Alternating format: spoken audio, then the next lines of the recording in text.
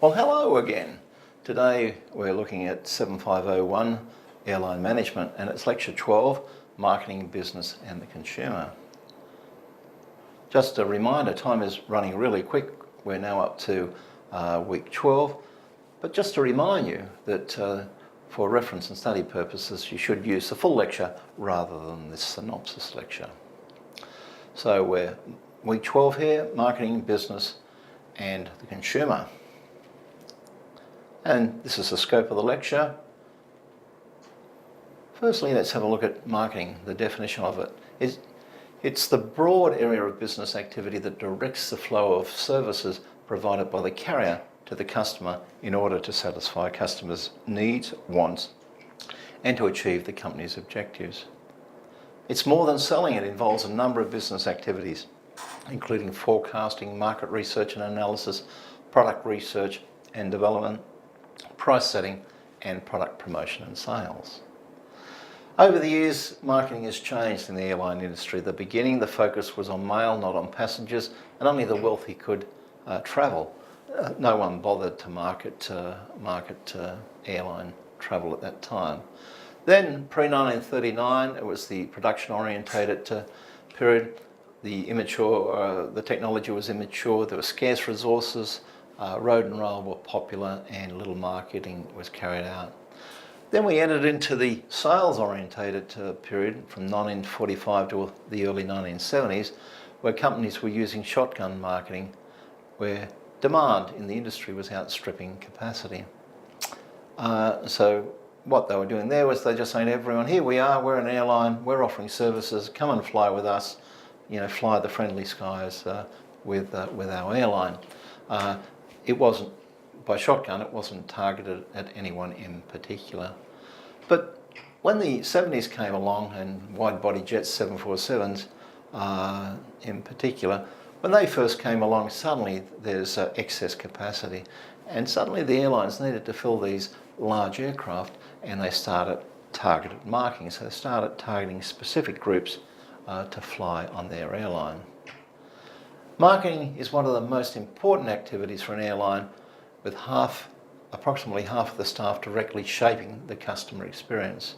So all of these things that we see here all help shape a customer's experience.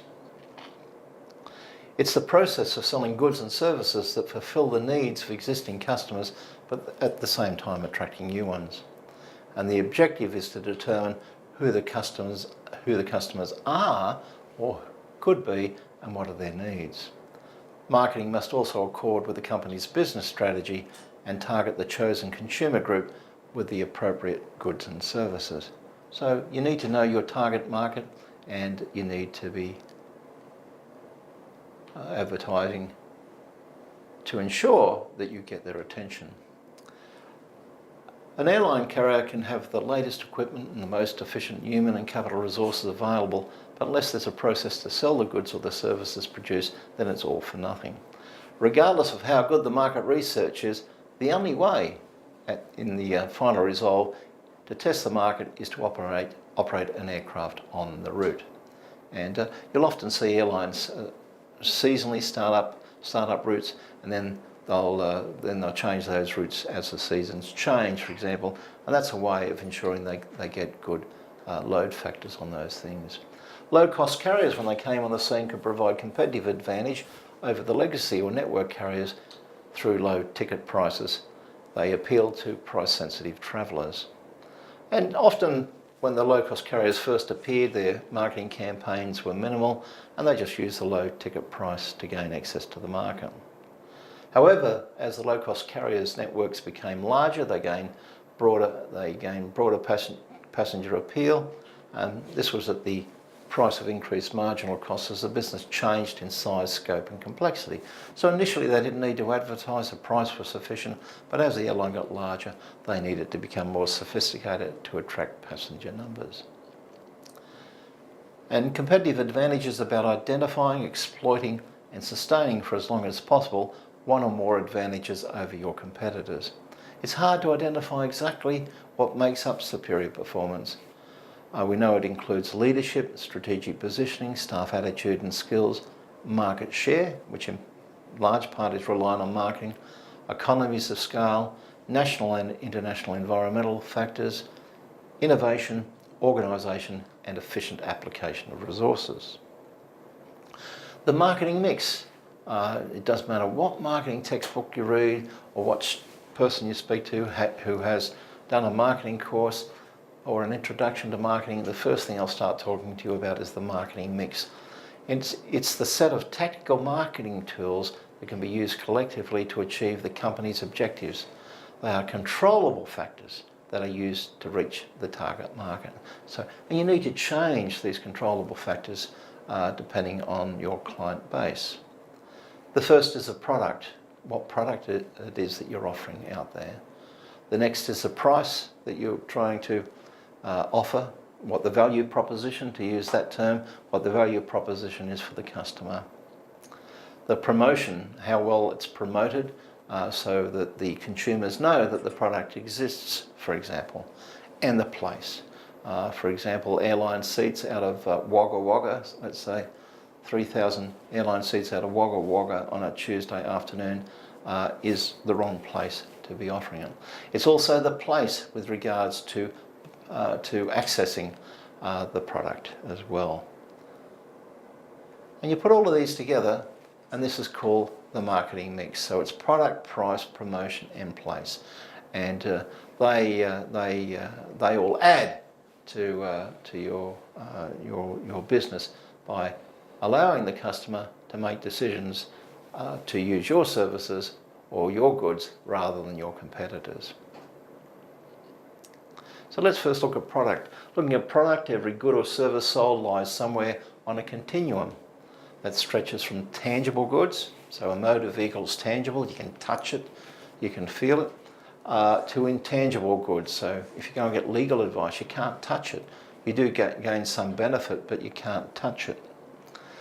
Tangible goods are on one scale of the continuum, and we have intangible services on the other end when it comes to product. An air transport product lies towards the intangible end of the spectrum.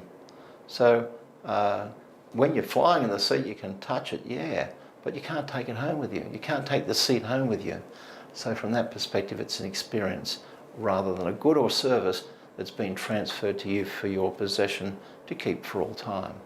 And this has a profound influence on how airlines attract, service and retain passengers. There's the intangibility, the service on offer to perform a process rather than transfer ownership of a tangible good. There's the perishability of airline seats and cargo space. You can't, if you have spare seats in an aircraft, you can't take where that passenger would have been and put it in a warehouse and use it again later.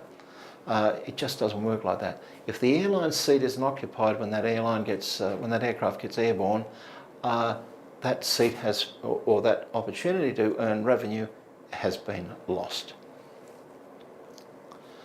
There's the inseparability of production and consumption. We talked earlier about the different types of industries, and we talked about process industries, and the airline industry is a process industry. But in this case, there's the inseparability of production and consumption. Whereas the majority of consumer goods are produced and then sold, scheduled air transport is committed, sold and then produced, with customers needing to be in sufficient numbers at the time of production. So if all of your flights are delayed, the customer's going to be affected. If all of the baggage comes off at the end of the carousel and overflows, that will affect your customers, and they'll experience these failures. There's also the variability of the product. Given the process nature of air transport, customers experience multiple service encounters, which mean that customers are making instantaneous judgments about the service and quality of the product. You know, you and I are both human, we only need to come across one angry person, say behind the check-in counter, and that ruins our whole perception of that airline. Products offered by airlines, there's many different products offered by them. And again, all of these need to be marketed to the customers. Let's look at price. Price in the marketing mix is one of the most volatile elements due to factors affecting demand and supply. Demand, price affects demand most, but others are the customer preference for one airline over another. So again, frequent flyer programs to encourage you to fly with their airline. And numbers in a market sector, expectations or state of the economy will also affect demand. If there's a big economic downturn, suddenly airline passenger numbers will fall. Production and marketing costs, the ticket price must cover the direct costs and also the indirect costs. And again, we'll talk about those in the full lecture. This is some research done in Canada which tells us about price sensitivity, and it actually, against the different market segments that are shown there on the left-hand side, shows us the price sensitivity. And it's no surprise if we go down to number 6 to have a look at the fact that short-haul leisure travel is very, very price sensitive. And obviously the reason for that is that if the airline travel for short haul, and short haul by definition is up to 5 hours, if the price is too expensive, then people will take alternative means, drive their car, catch a train, etc. Hire a car. They'll adopt those types of methods of transport rather than travelling.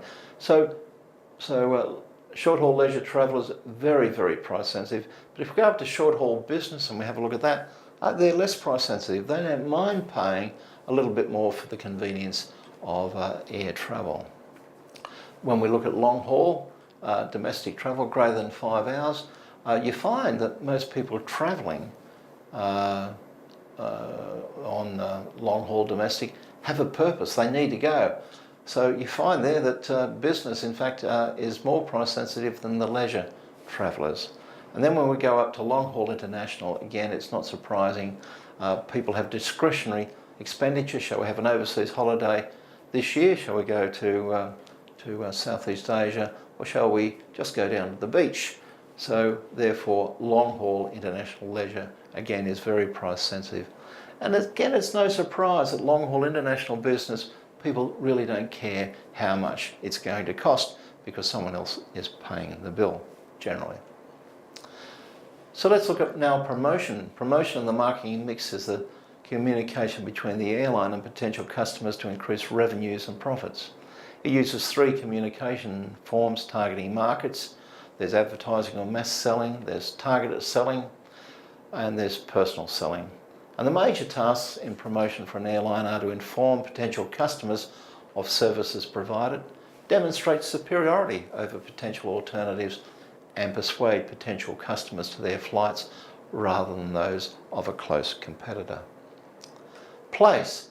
Place is very important in the marketing mix, as sales increase relative to the ease by which people can purchase the airline products and their availability at the right location at the right time. I will tell you very quickly a personal story. There's one airline in Australia that their website is absolutely hopeless, and the 2 or 3 times I've been in there, I've got so frustrated with them, I've gone on their competitor, albeit the price might be slightly higher or the flight times a little bit more inconvenient. Again, place, and for me, impatience, I guess, for me, place is important, and timeliness of that place. Sales outlets can be airline sales outlets online and offline, or travel or other agents online and offline. And the variability of place for sales enabled by information technology, including the computerized reservation system. So when we book online these days, automatically the seat is booked, but also there's other back office functions occur where the money goes into the airline's bank account, the financial department sees it as a transaction, and so on and so forth. And all the various aspects of the organisation, like catering, that need to see how many passengers are on board, they're informed. So these days information technology is a great enabler with regards to place. Airlines are tending towards direct sales, and if it's still offered through travel agents, they've been reducing agents' margins, and airlines like AirAsia initially only offered it online through no travel agents whatsoever. That was great in Malaysia, where they had penetration of the internet, but when you get to countries like Thailand and Indonesia, they had to adopt different strategies. Let's talk about market segmentation. As the airline industry changed, there was a need to design products to meet changing customer requirements. Understanding customer requirements such as the reasons for flying, personal preferences, gender, affordability, and media preferences led the airline industry into identifying and servicing different market segments. And some of the general market segments are business travel, government or institutional travel, leisure travel, including group travel, and educational travel. But there's all other sub-segments within that. For instance, leisure travel, one I was reading of just recently, was the nudist conference in Wellington. And of course, 3,000 nudists, or naturalists, I think they call themselves, all travelled to Wellington. I hope they took a jumper with them. But from that perspective, the airline industry's targeted those travellers to offer them seats on their aircraft. By developing a comprehensive understanding of the customer, the airline can tailor and improve its value proposition using levers such as brand, price, information technology, and customer service. Airlines can set acquisition, development, and retention targets for each customer segment, pursue strategies for lowering the cost of serving low-value passengers, and developing marketing and sales budgets unique to each segment. And I heard a presentation a few years ago from a woman that headed up yield management in Lufthansa, and she told us that they were actually altering their price on seats on a minute-by-minute basis on the system, depending on what the competition were doing and depending on the passenger behaviour or purchasing numbers. So some of these things are very dynamic in the industry.